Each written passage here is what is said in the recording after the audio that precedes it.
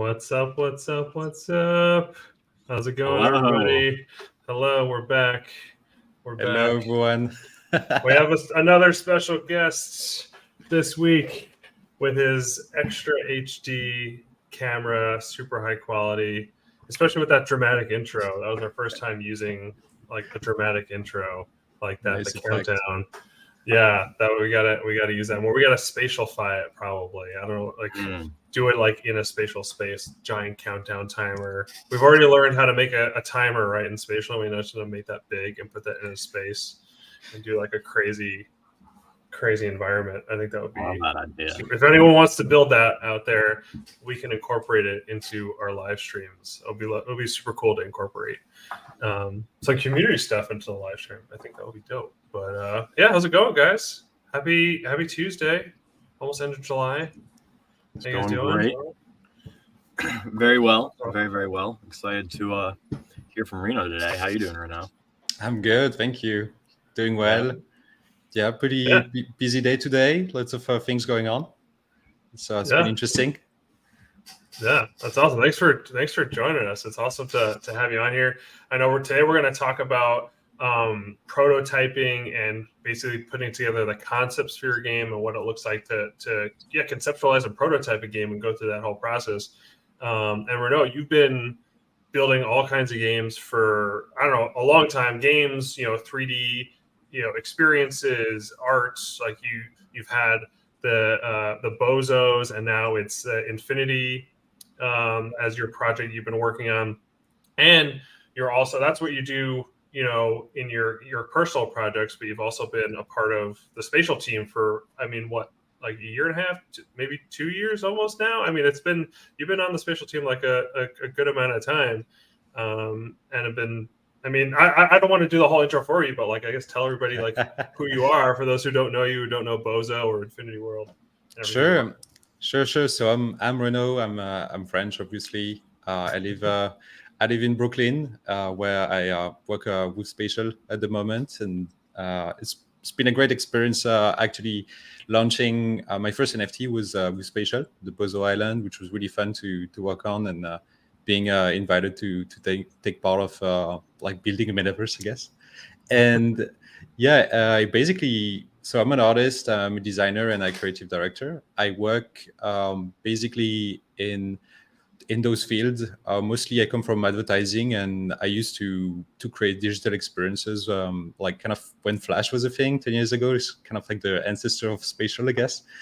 And I kind of slowly joined to motion design and video production and 3D typography and graphic design as well, and branding. So I've been helping like Spatial a little bit, like 360, kind of like wherever help is needed, and my creative input can be used. And now I'm building basically metaverse and gaming spaces, assets, kind of brand them and make sure they're conceptual and execution top notch and high quality. So basically focusing on that, on research and execution. So it's a big process. There's a lot to talk about for sure. It's very interesting, something that very close to my heart that I love to do and take on. Yeah, you've been doing. I think like our community and like the creators in our community, builders in our community are probably like more familiar with more things of yours that you've created than they even realize. Like, what are some of the things that you've worked on, part of the spatial platform, or like whether it's content on the spatial platform that's out there that they may know? I mean, one that comes to my mind is the Spatial astronaut avatar that you designed and created. Absolutely, the Spatial astronaut, also the atrium, and also on helping out the games as well, and creating new look for the games, kind of like refining that and fleshing it out as much as I can, as well as also I guess like the social media presence as well, working on making sure the branding is on point. I like when things are consistent and whole. I think there's a part of it that comes to when you try to create a brand, being consistent and recognizable is so much of the transpires so much of the ethos that you want to communicate. So this, I feel, is really important for sure. Yeah, you definitely helped set. I think it was earlier this year, put together like the brand guidelines and that consistency for Spatial as a platform, and got us in a really good place to be consistent with the Spatial brand design. And I know, when we're on our team, like the team that Jack and I are on, definitely work every day to like implement that. So we're using all that incredible work that you and the design team put together to give Spatial that really, when you look at something, like that's Spatial. That's Spatial, exactly. Yeah. Yeah. Like when you look at, you just recognize a font, right? I can recognize like any brand just by their font. I don't even have to see the name of the brand. You just know that that's, whatever brand it is, which is super cool. Unless you're Twitter and you go and change your brand to something else and have it be completely unrecognizable. Then, or X, it's not Twitter, it's X now. So yeah, that's an example of what not to do, I guess. yeah, we need those examples to contrast with the what not to do and what to do. But yeah. So yeah, we wanted you to come on today because we're with the teaching the toolkit. Like we have our community learning how to build experiences. Jack, you've been sort of the guinea pig in the chair of learning the toolkit. But then also you're able to go on and like teach the community as well. But I think a really key part of the games and experiences that people are building is how do you actually like come up with the ideas and the designs for what you want to create, because it's not always like just jumping in and like building right off the bat. I mean, I'm guilty of doing that sometimes. I just jump into Unity and start just like building things and see what comes out of it. But I think to have like a really good experience, there's some planning that takes place like up front and like kind of going through like different design iterations of like what it is that you want to create, like whether it's the story you want to tell or like the world that you want to put someone in. There's like a whole process of going through that. And I think you're a great person to kind of talk through that. So maybe kind of talk through like what your process is when it came to either, Bozo Island and all the different Bozo spaces that you've made, or like any of the current stuff that you're working on. Like what's your process from like just conceptualizing and then kind of working towards, productizing those spaces, I guess. Yeah, absolutely. I feel there's 4 necessary steps when you want to create I guess a world, a brand as well, because ultimately your game or your digital spaces become brand because they're representative of the kind of like ethos and value that you want to communicate. And I feel that those 4 steps are basically research, exploration, development, and then like final details and I guess not the execution, because execution is part of the development, I guess, but basically those 4 steps gonna lead you to a final product. Nice. And just like you have on your screen here, I don't know if we can bring it up. Yeah, your background. There you go. Complexity is the enemy of execution. That's very, very heavy.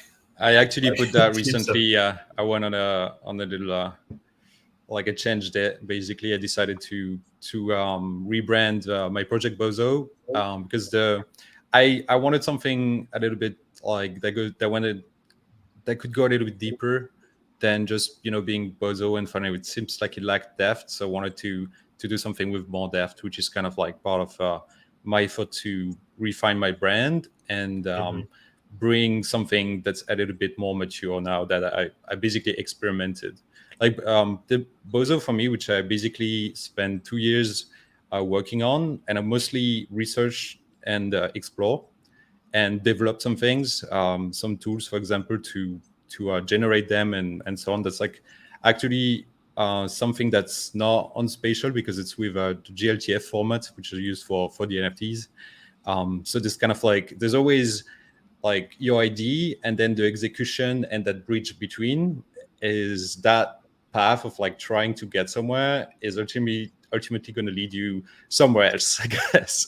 Especially in when you studying and researching those things, you have a clear map on your mind. You're going to go, oh, okay, I want to do this, I want to do that, and it's not going to be that easy at first, especially if you don't have a lot of experience. So the idea is to kind of like build up on those experience and those failures as well, to kind of like lead you somewhere that as close as you want it to be in the first place.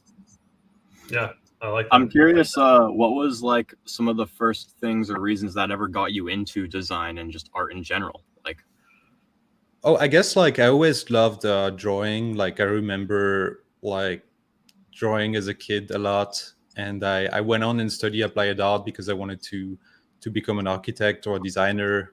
I actually considered a lot of different things until finally going to graphic design, and this is where I kind of learned a lot of the visual principle of design as a whole, studying applied art, and then kind of like thinking about this idea of total design, where I think it's most applicable to the metaverse now or to gaming, where you want to find a common thread to whatever you're doing. So you want to have a sort of like consistency through the whole of your game or your brand in terms of typography, shape, material, lighting, all of those different things that kind of make up the production design of your world and so on. nice. So basically just being like passionate about that and researching it and wanting to create stuff led me to those like each time to discoveries and testing, practicing and failing, and some recognizing the things that are successful and capitalizing on it. Nice. Sweet. That's awesome. So maybe let's I would love to like jump in and kind of see. I mean, like if you want to show any of the stuff that you worked on to kind of like contextualize it, because I see you bring up your site there too, and then maybe we can kind of, if there's any like kind of tools that you can show us or walk through, that would be awesome. I forgot to mention at the top, I have to unfortunately hop at 2:30, which is in 15 minutes, but Jack will keep things rolling for the full hour here. But yeah, other than that, let's jump in. Sounds great. Yeah, I tell you a little bit about my work. I basically started doing motion design. So that was like, I guess not exactly because I started doing web design at first, but that's not on my website anymore because that was like 12 years ago. So I kind of like, this is where I learned about 3D and kind of really got the knowledge from executing those motion design stuff and so on. I guess I should have maybe brought up some of the earlier examples, but they were in Flash, which doesn't work anymore. Where we created a game which kind of like was a little bit like spatial, but like just like trying things and taking initiative allows you to kind of like get that practice and that knowledge and researching, and Google is your friend. Then I kind of like went into more typography and design work. I actually came to New York to work at a company called Buck, and like this where like I really kind of capitalize on using system for branding, for design, and to kind of like streamline those different workflows. And I think it's going to be interesting because we're going to talk about workflows and ways to kind of like uncover and scratch underneath the surface to kind of find the tools that allows you to create faster and make your life a little bit easier. And then I went into doing gaming and spaces and NFTs and things like that. And that I love that because it kind of really, like I said, I combined this idea of the total design, having those different elements that all need to be taken care of and being shown as a whole experience. So I think that's really interesting to me. Yeah, I think like the games and stuff that I've seen you make with like in the context of the Bozos at least, and really like games in general, right? Games are just like interactive, playable art. At the end of the day, so I think it's like a supernatural extension to go from like art and 2D art to 3D art to basically games, because you're basically just making the art interactive in a sense, whether you're shooting robots or whatever it is you're doing. In that thing, it's really just about like an interactive, like the best games, like I'm talking about like, the top games that everyone knows. The best games are the best generally because they have a really good story. And because like the art direction, the art design is either unique or just like compelling in some sort of way. And that's what I really love about your, like the Bozos and all the stuff that you've done is like, it's this really, like I can look at a game and a lot of the times like recognize like, oh, that's like a Renault, like, experience, like whether it's the Bozos or it's the new game that you're working on, like it has that kind of unique flair to it, which I think is super cool. Yeah, and for games, there's so many things to consider to design, right? You have environment design, the character design, feedback design. As you can see, this little guy is like evolving here, and it gives a feedback, which is important for the player to kind of register that he did something right or wrong. And part of like designing this experience is taking care of all of the things you can imagine to kind of amplify those feelings that the player would basically like receive. This I wanted to maybe to show you those ones as well, because I can maybe show you through a quick process, and I wanna show a few different things, so maybe I can kind of go pretty quickly to talk about those. Let me pull something out. Yeah, so basically, like doing those, I actually did those little mood board for each one. So what I do is that I basically go on Pinterest, and I have a multitude of, I don't know how many pins I have. I think I have 1,200. But everything I like and resonate with, I save and I classify it, I categorize it, and I later use it to kind of, if I have a project, whether it's, branding or gaming or whatever it is, I can kind of like pull all of those things that I like, those little impression. And I guess that's why Pinterest is so addictive, is like you're collecting those impressions, right? So when you're going to your feeds, and it could be anything, I guess, that you can kind of collect and save, but you're looking at something and you're like, oh, okay, this makes me vibe somehow. I like it. It makes me feel something. It reminds me maybe of, Gundam, and Gundam remind me of my childhood. And like, so on all those impressions are going to lead you to kind of take the information and look at what constitutes the picture and what makes it interesting to you. So in that case, it could be maybe the plastic materials that reminiscent of a toy, obviously the intricacy of, a robot design and those kind of things. And those things that you're going to like, you're going to follow those impressions and save them, and later reuse them to make a mood board and create basically creates sort of like a visual guideline for your project. So for example, I have this little forest here. I have this kind of, urban environment here. I wish I could credit everyone who, did those things. I kind of like showing them all of the, I apologize. I know this is like a big deal for artists to be credited, but I guess when I do the mood board, it's always for internal use. I never really show them. But I'm basically looking at all of those little impressions and thinking about what I like. For example, in this one, it could be the fluorescent colors, the stroke treatment, things like that. And this is going to help you kind of like lead the look and feel for your design and for your creative or art direction, basically. For example, here you can see the shapes are interesting, the way they kind of like, respond and interact.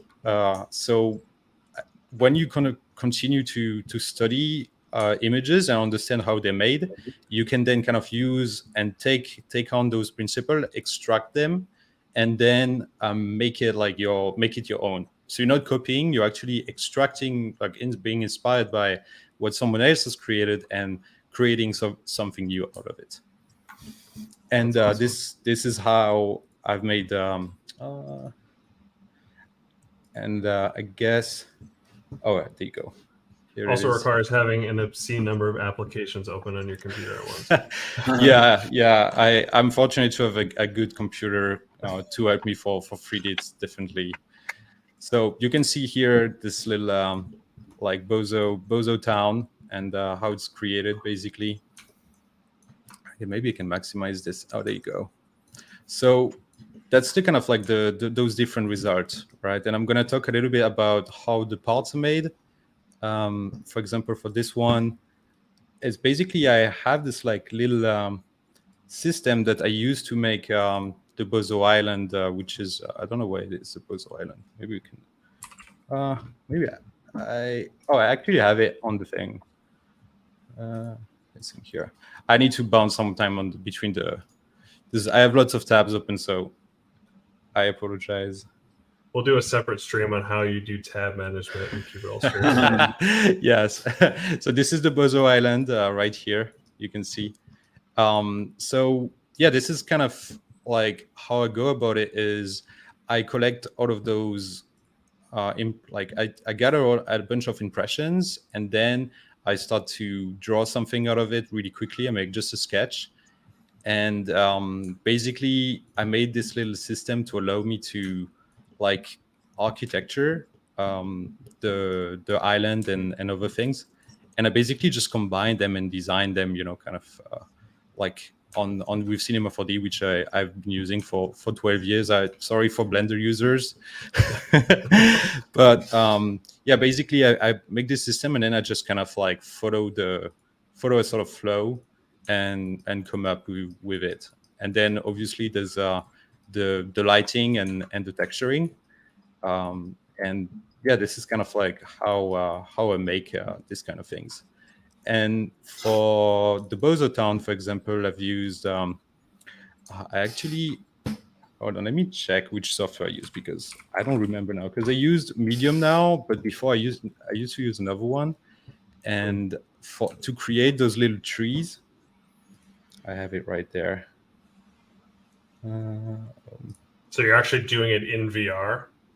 Yes, yeah. So basically, I constructed all of the sort of like architecture in Cinema 4D, and then I import this model, and I would just sculpt those ones in VR. So this one I've done specifically with Gravity Sketch, and then I kind of like combine them and remesh them to kind of get the shape and the form that I want. Maybe that's a bit better with this one, the Bozo Maze. Check. Yeah, there you go. So I kind of go in VR and like design all of the shapes and form, and kind of take them back to Cinema 4D. I remesh them, I make the UV, and I import them and kind of make something out of it, like that. Wow. And this is how I've done on this one as well. Whoop, there you go. A bit more heavy, but you can select, make this tree all around it. Kind of like VR is really good for that. Mm-hmm. So this is kind of like how I made those Bozo environments. And I wanted to make a game out of it, but making a consistent game in a car loop is something that I still exploring with and takes a lot of time in development. So I have a tendency to try to do everything. So I basically taking my time now. I'm so sorry for those waiting for the games, but I'm gonna try to find another solution for that. Yeah, and we'll do on a different stream in the future. We're gonna have a topic focused on like core loops, like how you go about building, or core, like what is a core loop? Like first of all, like what, and it's not for you to answer, but like we'll go through that in a future stream for people to watch, and like how to build that out. But no, this is cool. There's definitely a lot of things that comes into making a game, and if you're doing it on your own, it can be pretty daunting unless you're trying to achieve something really simple, which was my mistake. I tried to do something a bit too complicated and so too big. So now I'm being scheduled now. Yeah. So I'll try to focus. Yeah. So yeah, like you said, complexity is what was the background? Complexity is the enemy of complexity is the enemy of execution. Of execution. Yeah. So this was like something I learned. Like there was like one lesson I could take away from my 4 years in college. And I took this mobile programming course. And this was in 2010, 2011. So like the iPhone and stuff was like new. And I had this awesome professor who actually taught like Larry Page and Tony Fadell and stuff too, which was super cool. We had the same professor. Cool. Wow. And his this was at Michigan, and his like kind of thing was it was all about designing mobile apps and building mobile apps, that particular class. And his kind of motto was like, take an idea that you have for like say an app you want to build, and then simplify it down in terms of like what it's for, and then simplify it again, and just like keep simplifying it down to like its most basic thing and build that thing. And if it's like a weather app, for example, like don't have it do like 1,000 things, like just have it like pop them, just tell you like what the temperature is, like do that one thing, and then add like later, like add things like one step at a time. Like don't try and don't get too complicated too quickly. Absolutely. There's definitely this desire to want to achieve a lot, which I fallen guilty of. and it's really hard to kind of separate from that and go back to basics. But you always want to go back to basics. It's better, better said than done again, I guess. But. Definitely easier said than done. 100%. Yeah, I know. I'm guilty of that too to this day. I'm like, oh, I want to do this thing, and let's just do this, and just do this. And it's like, yeah, I think it's like, how do you go about, like, what do you have a process? Like, do you put together any sort of like timeline or hierarchy, like as you're going through that, being like, this is like sort of like the end goal, like my dream, like nirvana of what I want the game, like what I would say a game or an experience to be, but then like breaking it down into like phases. Do you do something like that, or I definitely tried that, but it's definitely becomes complex. So at the moment, I'm focusing on making assets and building them. I can actually show maybe, let me see. I'm kind of like just focusing on collecting my impressions and making it into something. Let me check. Where is it? So I have those references, for example, for Infinity. And I really wanted to do mech because I love Ghost in the Shell, and I perceived like I'm a big fan of mech, and it was always too complex to model in 3D. But I recently come across Medium. This guy Mac Nuggets on Twitter is like a concept artist for like the Batman video game and so on, and he like introduced this idea on Twitter, and I thought it was just amazing, and really fast. So that's the kind of the things I'm focusing on now, is really focusing on the aesthetic, developing the aesthetic, and creating the assets and a workflow that goes basically much faster. So, for example, I'm using Medium. Let's see if that, yeah, exactly. So this is a mech I've been working on, for example. And I basically just sketch them out and add details and so on. So it's been really interesting to work with those tools as well, because it really sort of like, you don't think about geometry, you just sculpt them and make them your own. Let me see. I have a few more. This is so cool. And this is Medium that you're on the Oculus. Exactly. Yeah. And with this, it's like I liked creating, for example, with the other one, I forgot the name. You see, I already forgotten about it. Gravity Sketch, the one I've used for the Bosoton I introduced before. But now with this one, you can create like more complex things, which I was kind of like excited about, and like basically go faster. So I basically created this gun as well for Spatial, which I might show a little bit how I do it, because it was just a simple ask. Okay, make a spatial gun. I already have impressions that I've collected for a spatial world, so kind of like my tone on the brand is kind of like set. I know where I'm going. I gather the references that I like and a little concept like this one, and then I go and directly sculpt in Medium, like those different parts and so on, and make them my own basically. That's cool. Wow. It's a hand-built gun. Yeah, exactly. Yeah. That's awesome. This is the result I rendered out of I guess this is rendered with Unreal, but I wanted actually to maybe show you how to like take an asset like that, to go a little bit technical, and take an asset like that and bake the normals, because that's something that people might be interested in, because it's always something that I scratch my head around, and I've finally, I guess, like in the last 6 months, figure out how to do it properly and very clean.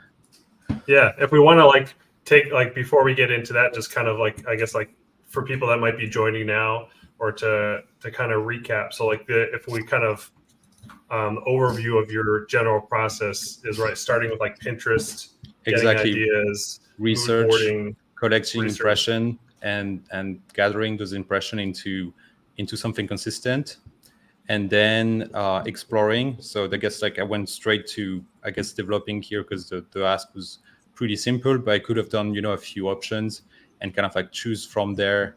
But I guess with experience, you see the things that will already work, like how to make something that follows, for example, a spatial design with like rounded corner, Like it's like it becomes less of a it becomes a no-brainer, I guess, because you're like, okay, I know the spatial language because it's made of rounded corners, black and white things with accent of colors. And like I kind of like have this library and those references in my head, and that allows me to go faster. But maybe I would have gone and like researched those things some more, I guess. I don't know if I don't know if I have maybe in the And you're sandbox. you're using Figma here, so you're taking stuff from Pinterest, putting it like kind of organizing it in Figma. Exactly. I guess this is, for example, an exploration. This is in 3D, and it's I guess it's not spatial related, but I'm exploring so I've already researched. I know I'm gonna go for this style of like line work, but only a few of them are going to be kind of like successful and be used, as the final thing. The rest of it is just I'm just trying stuff basically. Nice. And this like kind of just like researching like that and refining every time. Like for example, you can see there's just some ideas, but they're not fleshed out. They're just kind of little concept that you try, and then they kind of go and become something like more refined. I don't know where, maybe in I have something more refined in maybe in this one. No. Oh yeah, in this one. And then like all of those tests then becomes something more refined. So you start to kind of like put things together, and things become, some things become more successful, and it's kind of like your job to kind of like pick and choose and see what are the things that are going to constitute something that can give an impression, to someone. And I guess this is for both of us, which like I guess I don't really like them anymore because I kind of like moved on. But I definitely want to kind of use and refine things. And like each time you see something and you get an impression, it can give you another like ideas and another possibility. Wow. I love that. Yeah. So basically, to go back to this process, I basically sculpt the gun out of a medium and export it, and it's gonna come out really mushy. So you kind of want to connect all the polygons because it comes into different parts, and then you remesh it, which is with this little remesh thing here. You can just drop it. You make sure everything is connected back. They would be completely disconnected. So you connect them, you remesh them, and from this you can either remesh them and make like a lower polygon version, which you might kind of want to like change because it's not going to give you the perfect shape. So that's why I basically it's called the retopology. So I basically use, for example, this little pen, and I have a reproject result, and I click and just draw the polygon one by one and kind of like make it this way basically. So I've already started to do that, and I guess like what I wanted to do is to bake the normals, show you to bake the normals, because something I have to do is just to put one stones, right? So for that, I basically use Substance. And cool. And I gotta drop Renault right now, but Jack's got you covered. Got you. Okay, cool. I'm gonna watch the recording because this is like now where it gets really interesting. Yeah. So I'm definitely gonna watch the recording over on our YouTube. Nice. So thanks Renault in advance, but I'll see you guys. Yeah, thanks, Jake. See you. Have a good one. See you, Jake. Later, guys. Thank you. Nice. All right. Yeah, carry on. Yeah, so let's use a Unity template. I've used a Unity select template. Actually, this is a Substance Painter. So this is a software from Adobe. You can get it. I think it's like probably $50 a month. You get all of the Substance one, or maybe $20 just for the painter. And so you want to use that to bake your normals, because for example for this asset, right, like I have Waldo, who's the director of engineering, always tell me like oh, we got to do things like lightweight and low poly, so you can't really import that gun. Which one is it? This one. You can't import that into Unity because it's going to be too much. You see, this is like 246,000 triangle, which is way too much. Exactly. But we're even gonna just use... looking at the mesh on the gun, you can tell that this mesh is much denser than the other one. Yeah, exactly. But it's kind of gonna have those like little details that you want to bake it. For example, I actually to do my render on Unreal, I actually baked this the very high polygon version into this one, and then kind of like that's how I did where is it, this guy.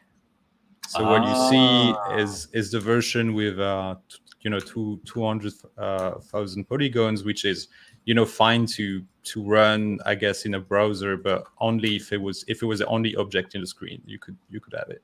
Yeah. So like the stuff that you do to get it spatial ready is that remesh stuff, and then reframing all the polygons, and then doing the baking, the final exactly baking. So we're gonna use this low poly version here and bake it with this guy who's already the, I guess, mid poly, because this one's a high poly. So we don't need the mid poly because it's not gonna make sense. Because I'm gonna show you like the process of doing that, but basically it doesn't make sense to bake something really high because this gun is gonna be on screen. It's gonna be really small. It's gonna look like this, right? It's like like it's like kind of like using level of detail is like this is the far away level of detail, and then as you zoom in, maybe you can use more, but like you wouldn't go with this big version, right? So for this, I'm using Substance, which is so it's by Adobe. You can have it on a subscription, and I'm just gonna import it to show you guys because it's really cool. Somebody in the chat asked a question. They said, from the Fabster, do you use instant meshes to repo your meshes? Does that make sense to you? I guess like I just yeah, you can instance it, but you like, I guess in Cinema 4D you don't really have to, because if you don't have it selected, you're not gonna like fuck up the mesh underneath, I guess. So I basically just use this poly pen and like redraw it one side, and then use symmetry to kind of do it. Like it took me about an hour to do this one properly, I guess, to create this mesh. And it's important as well that your mesh has UV. Actually, actually this one could use some lava.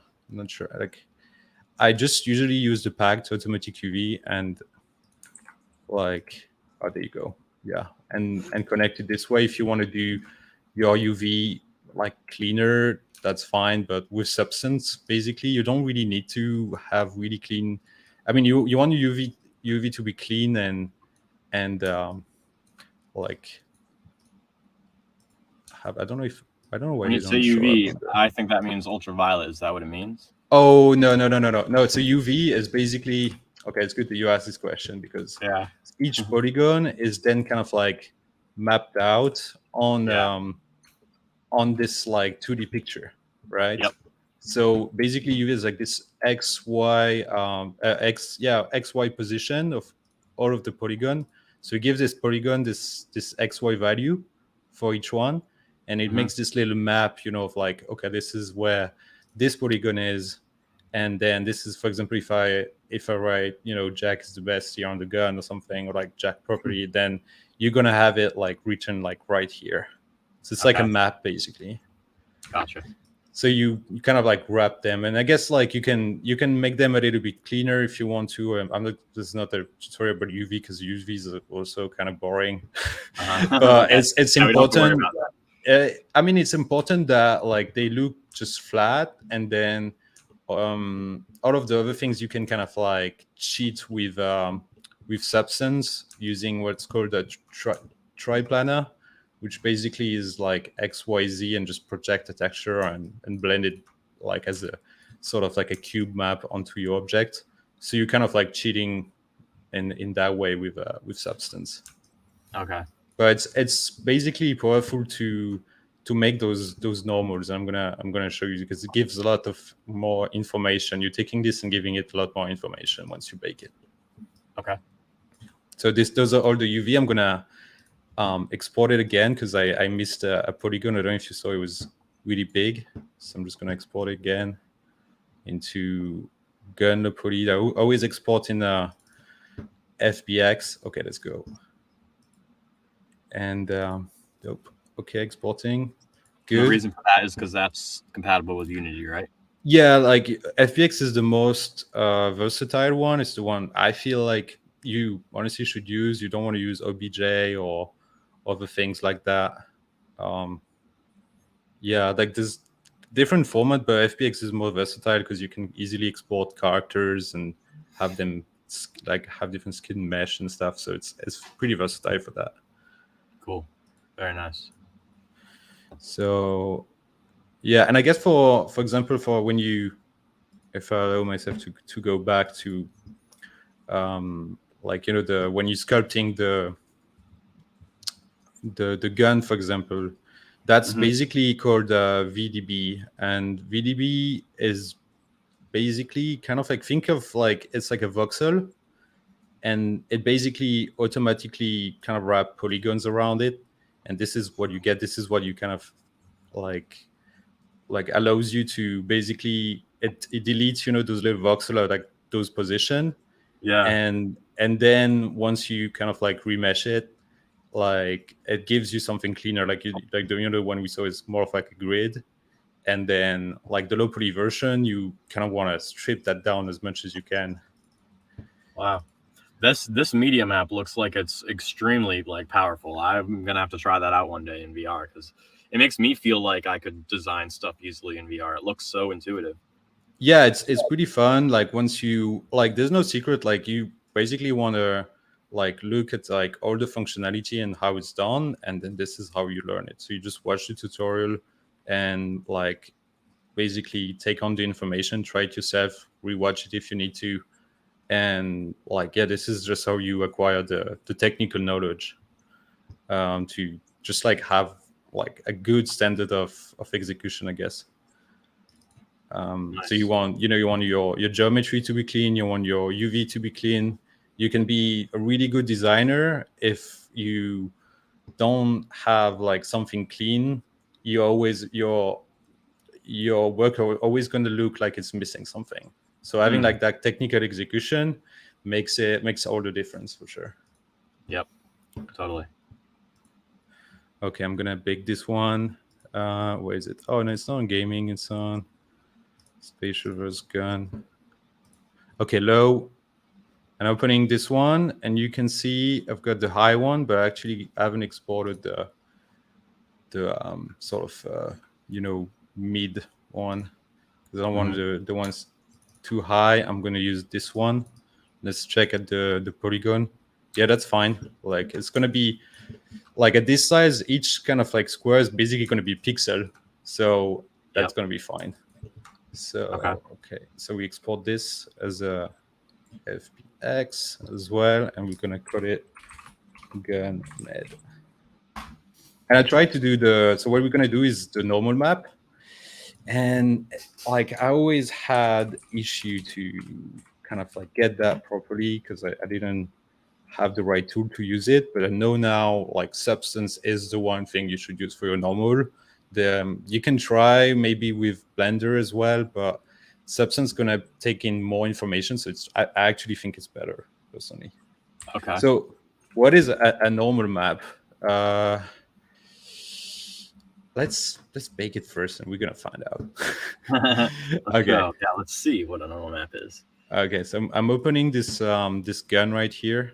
And this is in Substance now. Oh, by the way, Renaud, your camera just died. Oh. Okay. It just said battery Oh. is out. Damn. I'm out. Yeah, it's just okay. We're gonna go to the other camera. Okay. Okay, you can see me now. Yeah, there you go. You still look fine. Still looking okay, I guess. Okay. Yeah. So nice. So we have our mesh here, and we can see this UV thing. So if I start to maybe paint on it, you can see it's kind of like filled Yeah. up. You see, remember? Yep. And then I can kind of like paint. I think there's like this thing you can paint with particle and it drop and stuff. But to do that, and this isn't a tutorial about substance either, I guess, but I just a little bit for the baking, but that's all we kind of gonna use it for so far. So I go this mode and I have bake mesh map, and I'm choosing an output size of, let's say, 2048. We can always like take them down, so it's better to have them high, I guess. Let's do 400, and we're not going to use that in Unity, but it's going to be fine. Okay. So I'm taking this one as a high poly, basically. I'm going to take this gun med as a high definition mesh. And here you can see those little bend thing. I'm going to try to adjust them. There you go. Well, it's going to be have a little bit of a problem here and there. I guess maybe that's because of my mesh. It's not like great. But okay, let's try like this. We're going to have a little problem, but maybe we can retouch them. I'm not going to remodel it right now. If I were like, working on this, I'd be like, oh, okay, I go back to my mesh and make it, just like a little better. But let's say that's okay. Okay, so I'm gonna adjust this, and basically what it's gonna do is gonna create those like little rays, and it's gonna project the like high polygon into the low polygon. So I'm just gonna click bake, then wait, and this is the position map. So the position map is like X, Y, Z. So basically the blue you can see is the Z, the yellow is the Y, and so on. And it's baking like those position and those different things onto the geometry. You can see this is an ambient occlusion, which basically take like where things like kind of like when you take an object and you have a crease inside. I don't know if yeah, there you go. You have a crease inside, and it's going to be darker. Imagine it's different as white with like puts like some little dust and stuff goes on the crease. This is the ambient occlusion. Okay. There you go. Okay. The depth. Sorry? It gives it the depth, kind of helps show the depth. I guess like ambient occlusion is more like the depth is more the normal actually. It's more like heights. Technically, like heights is like in black and white, and normal is like in RGB. You can see this is our normal pass. We're gonna see it a little bit better now when I return to painting mode. There you go. Whoa! Look at that. This is our low poly version, right? Yeah. It looks good. I feel like for the first bake, right? Right. So you can see like this like monster right here when basically projected into this guy who's kind of like looks crappy here, but now like it looks kind of dope. And I'm like, wow. So this is like the big discovery for me this year. Is like, oh, you can bake with this simple tool and have lots of details into your asset. And, so like basically how like a simplified explanation of what baking would be is that it's a way to get a model to have a lot of detail without it being a highly detailed model itself, right? Exactly. So now when you look at the mesh map, like there's the normal web workspace normal ID is basically you cannot export it through Cinema 4D, but you can export it with Blender. It would have allowed me to have like selection for those different parts. But yeah, like let's look at the normal then before I go off topic again. Yeah, so this is our normals basically, and it's like a X, YZ into RGB. That's basically what the normals are, and it gives you the information of like the crease and the depth. So you see here it's like a crease, and then it kind of go and like do those little crease with the colors and everything. So it's like this one is up, this one is down, this one is left, this one is right. So it kind of knows which direction are going things. And you can try to paint it, but honestly, like good luck. But I feel like this way, you can, this is the world space map. So like what allows it to do, like here, for example, is like you can add like, let's say like dust and stuff, and it would just put it on the top, right? Top part of your object, for example. Or like particle, it would just bounce like, within the things like that. So yeah, let's do something quick. Then you got the single channel base color. I guess there's no, I should kind of like paint them. Maybe just do a quick paint or something. Height. I don't have any height. Wait. Yeah, I guess like it's not on my as a layer, right? So all of those things is the things you're gonna kind of like add on top. So we can add normals as well, and basically Substance is gonna take care of that once we apply a material to it.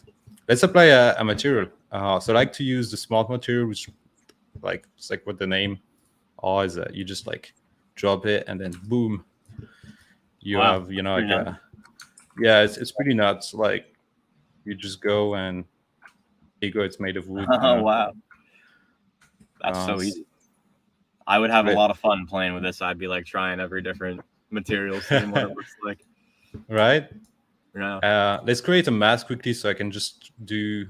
So I'm just gonna do and add let's say black mask, and then like paint the parts that I want to be. So let's say I'm gonna do.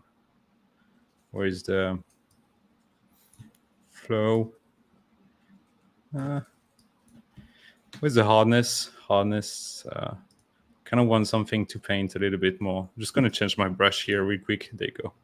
Okay, I'm just gonna paint really quickly. I guess it's better to have like selection and stuff. Like you can find tutorial how to do that, but I'm just gonna do it really quickly for now. You can also look at the polygons, like for example here. Like maybe I should take that down or something, and I can change my color in here. Let's say I go black, and then I can delete here, go white. There you go. So I'm just gonna do this one quickly. Okay, here. I'm gonna go back to it because this is just to show you the process. Yep. Okay, here. Some bashing out like this really quick, and then I have to go and sort of like paint those ones, or like have like some mask or something to make them proper. But let's say this is okay for now. I'm just gonna add let's say a steel paint underneath. Whoa. Wow. Okay, I see. Yeah. That's pretty cool. So that's how you would do all the different colors and textures and stuff. Yeah, exactly. So let's just use for this one. Okay, this part is white, let's say. All right. Okay. Well, you get the idea. I'm not gonna paint everything right now, but you get the idea. So yeah, I got cool materials now. Nice. And we got like 5 minutes left, so I have like at least 2 more questions I think I want to ask. Yeah. So one of them would be like, can you describe a challenging aspect of just game design and design that might not be immediately apparent to someone that is outside of the field? And so how did you navigate those challenges that you've discovered? I think like really thinking about mental model when you creating something, like how things work and so on, is definitely something that needs to be included on this whole process of like discovering like what each things are for, and this is kind of like how they should be designed because it goes to this or that mental model. So like thinking through what your process would actually be and seeing if you know it in your head. More like what like if you're designing for games, like is like what the item is doing and how does my design make sense. Okay. Yeah, asking yourself those questions. Yeah. Nice. Yeah, absolutely. Okay. Yeah. Just to finish on this one, then go basically ahead. I can like kind of just export those textures and import them in Unity, and then I can kind of like create my material and apply each of those to my Unity project, which is in here. I then kind of like import my texture, create my materials, and you see like all of the base map, metallic, normal, heights, occlusion. Yep. All of those are now in let me gaming spatial. Okay.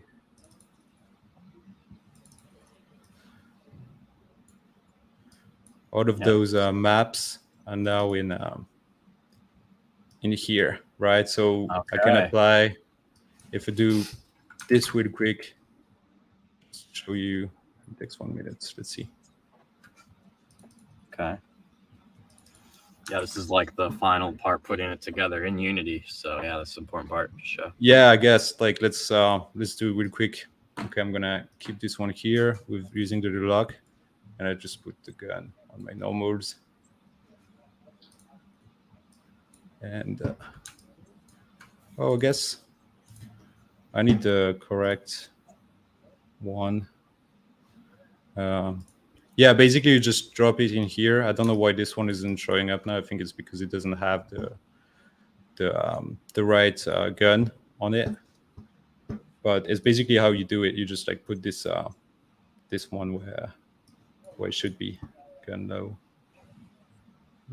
That's I'm freaking out now because of the timer. Oh, it's okay. Yeah, ask your other question. I just show like in the background to do it. Okay. Yeah. So obviously the stuff that you do involves you have to be technically skilled, but then you also have to be creatively skilled.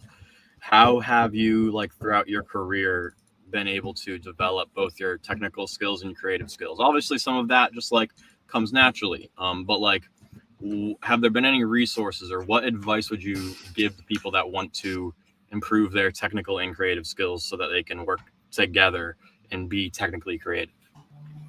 I feel like